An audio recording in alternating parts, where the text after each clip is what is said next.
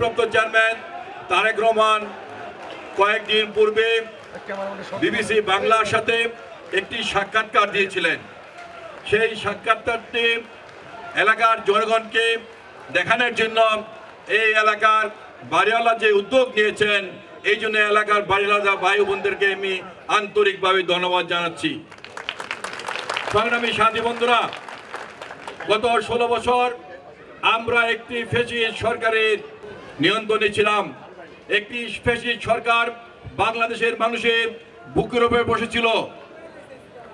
আমাদের নেতা তারেক রহমান এই সরকারের মিথ্যা মামলায় একে একে মিথ্যা সাজানো মামলায় সাজানো নাটকে বিভিন্ন মামলায় সাজা হয়েছিল। আমাদের নেতাকে দেশে আসতে দেননি। তিনি দেশের বাইরে থেকে এদেশের ছাত্র, যুবক, শ্রমিক, মেহনতি মানুষের জন্য তিনি অনেক সময় বক্তব্য দিয়েছেন। সরকার আইন করে আমাদের পার্টির চেয়ারম্যানের বক্তব্য প্রচার করার জন্য নিষিদ্ধ করেছিলেন, কিন্তু যার বক্তব্য কিন্তু এদেশের মানুষ শোনার জন্য অপেক্ষা ছিল, তারপর বিভিন্ন সোশ্যাল মিডিয়ার মাধ্যমে, বিভিন্ন জনসভায়, বিভিন্ন মাধ্যমে কিন্তু আমাদের পার্টির চেয়ারম্যান এই বাংলাদেশের মাটি মানুষের নেতা বিভিন্ন সময় ছাত্র সমাজের উদ্দেশ্যে, যুবক সমাজের উদ্দেশ্যে, শ্রমিক সমাজের উদ্দেশ্যে তথা জাতির উদ্দেশ্যে তার বক্তব্য পেশ করেছেন, কিন্তু কোনো মিডিয়ায় তা প্রচার করা হয়নি। আমরা সোশ্যাল মিডিয়ায় বিভিন্ন মাধ্যমে সব বক্তব্য শুনেছি। প্রিয় সাথী বন্ধুরা, আমরা তারেক রহমানের নেতৃত্বে দীর্ঘ 16 বছর ফ্যাসিস্ট সরকারের বিরুদ্ধে আন্দোলন সংগ্রাম করেছি। এই ফ্যাসিস্ট সরকারের বিরুদ্ধে আন্দোলন সংগ্রাম করতে গিয়ে আমরা অনেক ভাইকে হারিয়েছি, অনেক ভাই গুম হয়েছেন। আমাদের নেত্রী বেগম খালেদা জিয়া মিথ্যা মামলায় 10 বছর সাজা হয়েছিল, 6 বছর কারাবরণ করেছেন। আমাদের নেতা তারেক রহমান একে একে মিথ্যা মামলায় সাজা নিয়ে বিদেশে অবস্থান করেছেন, দেশে আসতে পারেননি। লক্ষ লক্ষ নেতাকর্মী মিথ্যা মামলায় কারাবরণ করেছেন। তারপরও কিন্তু বিএনপির প্রতিটা নেতাকর্মী তারেক রহমানের নেতৃত্বে ঐক্যবদ্ধ হয়ে রাজপথে থেকে এই ফ্যাসিস্ট সরকারের বিরুদ্ধে আন্দোলন সংগ্রাম করে এই ফ্যাসিস্ট শেখ হাসিনার পতন নিশ্চিত করেছিল। প্রিয় সাথী বন্ধুরা, এই ফ্যাসিস্ট সরকার সবচেয়ে বেশি ভয় পেত তারেক রহমানকে। শুধু তারেক রহমানকে নয়, তারেক রহমানকে ছায়াকেও ভয় পেত। এই কারণেই কিন্তু একে একে আমাদের নেতা তারেক রহমানকে মিথ্যা মামলা দিয়ে নাটক করে বেশ কয়েকটি মামলায় সাজা দিয়েছিলেন, তিনি যেন রাজনীতি থেকে সরে যান। 1/11-এর সময় সেই সামরিক সরকারের সাথে এই ফ্যাসিস্ট সরকার মিলে তারেক রহমানকে মেরে ফেলার চক্রান্ত করা হয়েছিল, তার মেরুদণ্ড ভেঙে দেওয়া হয়েছিল, সেনা রাজনীতি থেকে সরে যান। কিন্তু আমাদের নেতা শহীদ রাষ্ট্রপতি জিয়া রহমানের উত্তরসূরি তারেক রহমান সকল নির্যাতন সহ্য করে, সকল অত্যাচার সহ্য করে তিনি কিন্তু বাংলাদেশের মানুষের জন্য তিনি কাজ করেছেন। তিনি বিদেশে থাকা বাংলাদেশের ছাত্র সমাজকে, যুব সমাজকে, শ্রমিক সমাজকে, পেশাজীবী সংগঠনকে ঐক্যবদ্ধ করার জন্য কাজ করেছেন। এই কারণে গত ফ্যাসিস্ট সরকারের প্রধান শত্রু ছিল তারেক রহমান। তারেক রহমানের বিরুদ্ধে বিভিন্ন মামলা দেওয়া হয়েছে। আমরা যখন বিভিন্ন জায়গায় তারেক রহমানের আমরা জন্মদিবস পালন করেছি, সেখানে এই ফ্যাসিস্ট সরকার পুলিশ ভাইরা হামলা করে আমাদের নেতৃবৃন্দকে গ্রেপ্তার করেছে, নেতৃবৃন্দের বিরুদ্ধে মিথ্যা মামলা দিয়েছে। এই সরকার তারেক রহমানকে নয়, তারেক রহমানের যে শব্দ প্রচলন সেখানেও কিন্তু তারেক এই ফ্যাসিস্ট সরকার ভয় পেত, তারেক রহমানের ছাকে ভয় পেত, তারেক রহমানের বক্তব্যকে ভয় পেত। এই জন্যই এই ফ্যাসিস্ট সরকার তারেক রহমানের বিভিন্ন বক্তব্য বিভিন্ন মিডিয়ায় প্রচার করার জন্য নিষেধ করেছিল। তারেক রহমান জাতির উদ্দেশ্যে সোশ্যাল মিডিয়ায় অনেকবার বক্তব্য দিয়েছেন, কিন্তু বাংলাদেশের কোনো মিডিয়া সেগুলো প্রচার করার জন্য সাহস পাননি বা প্রচার করতে পারেনি। অনেক সাক্ষাৎকারও দিয়েছেন, সেগুলো কিন্তু কখনো বাংলাদেশের মিডিয়া প্রচার করতে পারেনি। দীর্ঘ 16 বছর আমরা যখন আন্দোলন সংগ্রাম করে এই ফ্যাসিস্ট শেখ হাসিনাকে পতন নিশ্চিত করেছি, প্রায় 16 বছর 17 বছর পরে আমাদের নেতা তারেক রহমান বিবিসি বাংলার সাথে একটি সাক্ষাৎকার দিয়েছেন। সেই সাক্ষাৎকারটি বাংলাদেশের বিভিন্ন মিডিয়ায় প্রচার হয়েছে। অনেক হয়তো লক্ষ্য করেননি, অনেক হয়তো খেয়াল করেননি, ঠিক মতো শোনেননি। এই কারণে কিন্তু এই এলাকার বাড়িওয়ালারা, মুরব্বীরা সেটাকে সবাইকে শোনার জন্য, দেখার জন্য আজকে এই প্রোগ্রামটি করেছে। এই জন্য আমি এই এলাকার বাড়িওয়ালাদের, মুরব্বীদের আমি আন্তরিকভাবে ধন্যবাদ জানাচ্ছি।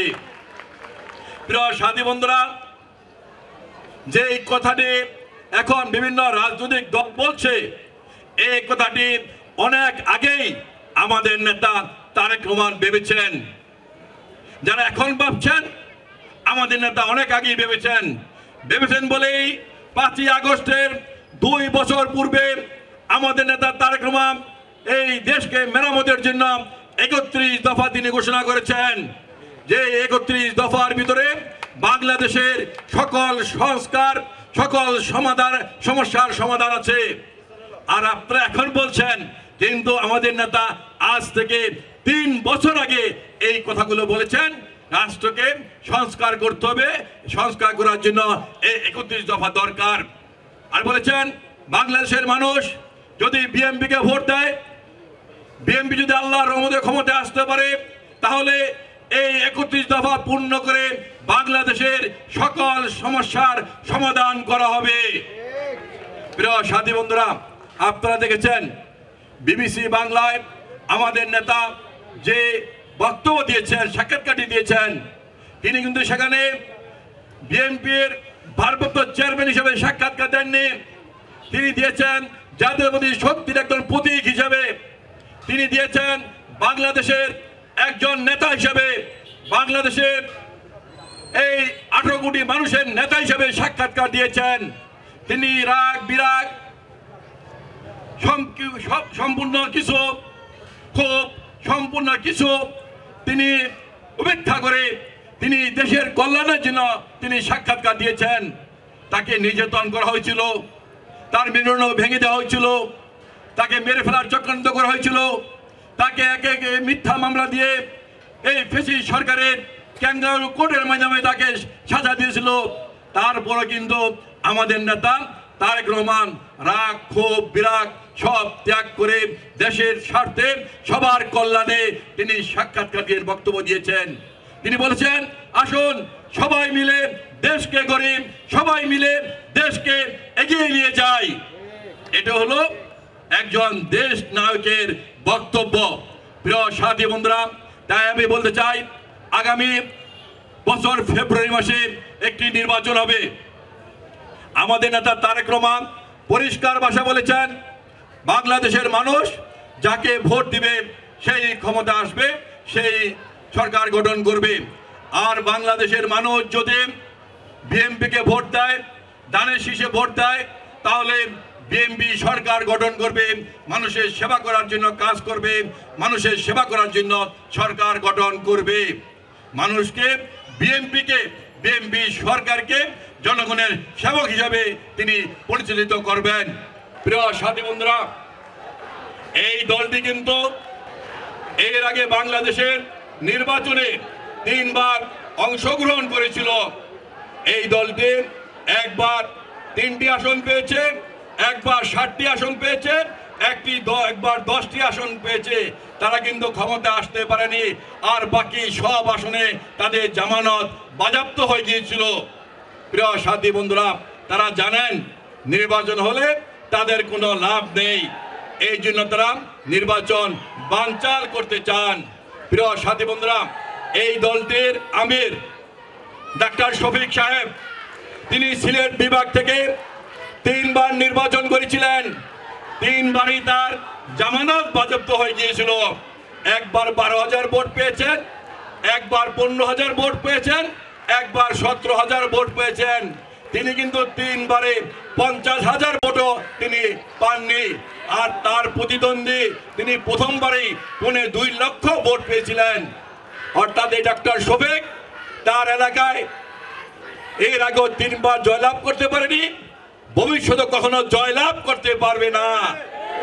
এই কারণেই তারা নির্বাচন চান না, তারা সংস্কার চান।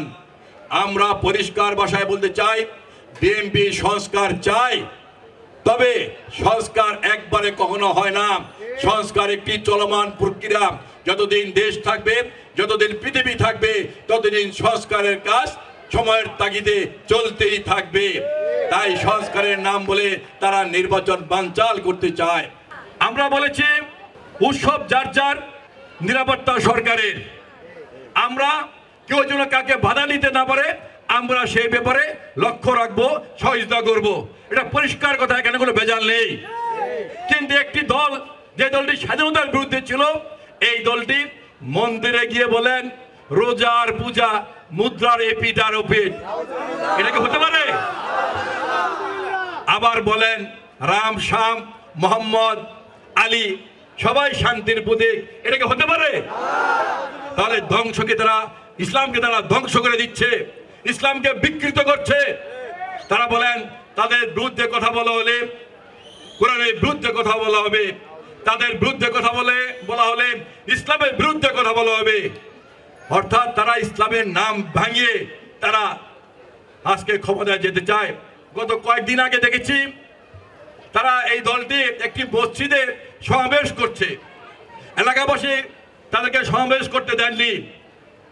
তারপর দিনই ওই এলাকার এমপি প্রার্থী জামাত ইসলামের, সে বলল যদি মসজিদে রাজনীতি করা না যায়, তাহলে মসজিদে কোরআন তেলাওয়াত করা যাবে না, কোরআন শরীফ পড়া যাবে না।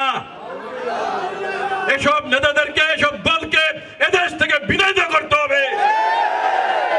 তারা বলেন হাত পা এবং দাঁড়িপাল্লার বিরুদ্ধে যারা ভোট দিবে তারা বেহেশতে যেতে পারবে না।